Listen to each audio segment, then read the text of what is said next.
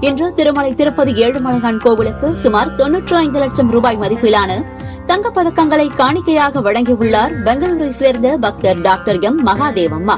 தனது குடும்பத்தினருடன் வந்து திருப்பதி தேவஸ்தான நிர்வாக அதிகாரி முட்டாடா ரவிச்சந்திரா மற்றும் கூடுதல் நிர்வாக அதிகாரி வெங்கையா சௌத்ரி ஆகியோரிடம் மொத்தம் 753 கிராம் எடையுள்ள 7 தங்கப் பதக்கங்களை கோயிலின் ரங்கநாயகலு மண்டபத்தில் வைத்து ஒப்படைத்தார். ஏழுமலையான் மீதுள்ள அளவற்ற பக்தியால் விலை உயர்ந்த காணிக்கையை வழங்கிய அந்த பக்தருக்கு தேவஸ்தான அதிகாரிகள் பாராட்டுகளையும் நன்றிகளையும் தெரிவித்தனர்.